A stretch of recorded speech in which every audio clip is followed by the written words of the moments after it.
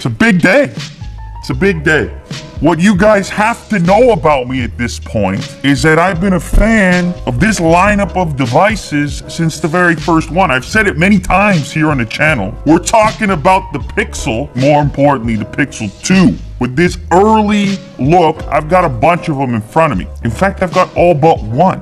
The Pixel 2 over here and the Pixel 2 XL. On the far left, slightly blue. Probably my favorite color of the bunch, although the Panda setup over here with the black and white, not bad either. Now the regular Pixel on the left here, a familiar setup. If you've used the previous version of Pixel, this is gonna be super comfy for you when you pick that up. On the XL, things change up just a little bit. The display, which you'll notice here, it kind of curves around a little bit. Now one thing that's different about both these devices compared to other flagships is these forward-facing speakers, which are an immediate standout for me because I'm always asking for it. With this rush for devices to become bezel-less, speakers kind of take a hit. They gotta find another place to go. With the stereo setup, look at this. I'm sitting here like this. We now have the search bar down at the bottom of the screen as opposed to the top. So the smaller of the two, the standard Pixel, has got a 1080p display, and then stepping up to the XL, you have a 1440p display. They're both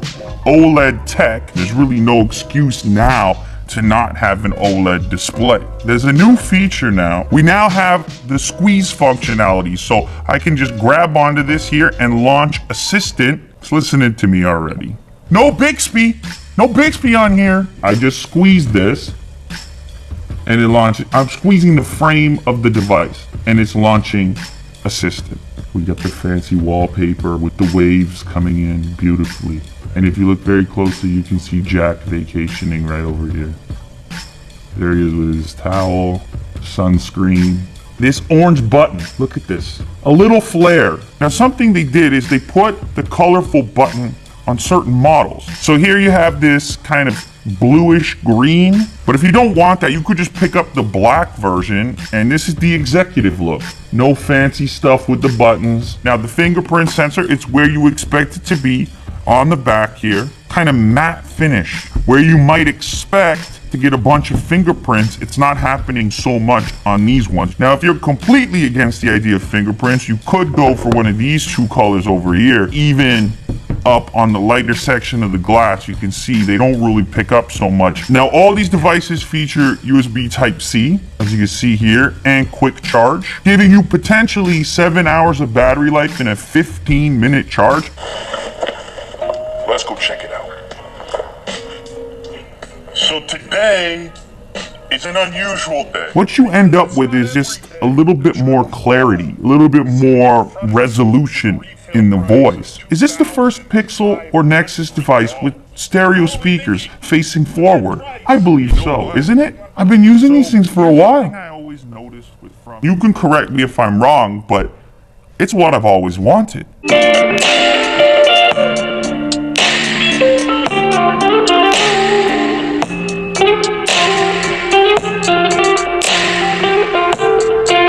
Seems pretty obvious. You want them firing at you. I can't think of another device off the top of my head right now that's still doing this to this degree. Two large grills and they're coming at your ears. Now, obviously with the bigger boy, you're gonna get a bigger battery as well, so that's something to consider. Let's go ahead and test out this fingerprint scanner real quick. Where is the perfect spot? What is the perfect unlock scenario? This is pretty close, having it on the back. We all want these giant displays. There's no room on the front anymore. Okay, fine. Truly, this is where your finger falls anyways. This is where you hold it. You don't even really think about it, to be honest. There's really no mistaking that location, so you just land on it. I know Apple, they're reluctant to put this scanner on the back. They got the big Apple logo there. This is really where it should be. That was actually very quick. Now, something I like to do to make it even more seamless is sometimes I'll just register the same finger twice. Now, let's lock this guy and let's see what happens. Oh my goodness. Okay, it's very quick. It's a very fast one.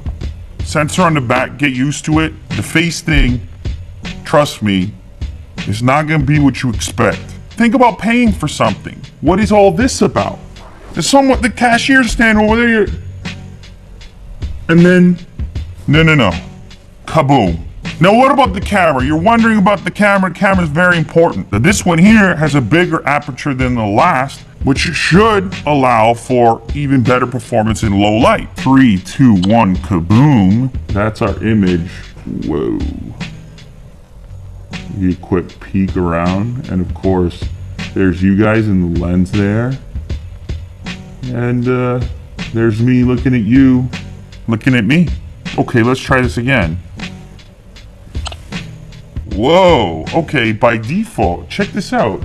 Look at this. See how there's motion to it? So if it detects motion within the frame or movement within the frame, you can actually toggle motion on and see a few frames of movement prior to the snap.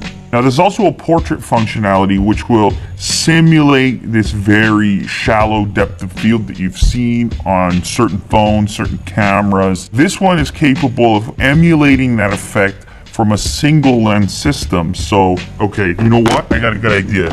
Let's get this. Look at that. She's ready for portrait mode. So through machine learning, it's capable of distinguishing the edge of a portrait essentially, and it can distinguish what's important in the frame and what you might want to blur. Bye-bye. Bye-bye time. Jack, why do you keep this thing around anyway? All right, guys, so there's this feature called Now Playing in which Assistant can pick up a song that's playing in the background and tell you what it is on your notification pane, like on the lock screen. But it's doing it locally on the device. It's not like sending that data anywhere. In fact, it'll work on airplane mode. Oh. I don't know if they can see it because it's in the, look at that. It just grabbed it, Now Playing. So I can remember the song that came on maybe in a public space at a bar or something like that. Oh, this is good, and boom, going to the notifications and it's sitting there. I can download it or do whatever I want. It doesn't end there with Assistant. There's another cool thing, which is new, the ability to trigger device level modifications right from within Assistant. So for example, on the old Pixel, if I launched into Assistant and said start my hotspot, I would just get some instructions from Google on how to do so. But on the new one, here I'll launch it with Squeeze, start my hotspot. Turning Wi-Fi hotspot on. Bam! You like that? Stop my hotspot. Turning off Wi-Fi hotspot. What more do I need to say, all right? We're living in the future. Okay, so both of these models are going to be available in 64 gigs or 128 gigs of storage. And unlike the previous one, this one has IP67 certification for water resistance and whatnot. All right, so there you have it. The Pixel 2 and the Pixel XL2 showcased in various colors. And let me know down in the comments, which one would you go for? Which color do you like the best? Is it gonna be the panda? Is it gonna be the all white? Is it gonna be the black? Or is it gonna be the sorta, kinda, slightly blue? Remember though, this was just a quick hands-on on the day of announcement, but I'm gonna have a more extensive video. I'm gonna use one of these exclusively for a while, do an unboxing and a review, so make sure to subscribe for that. Also, hit the notification button so you don't miss it. It's gonna happen here first. On Unbox Therapy, that's where.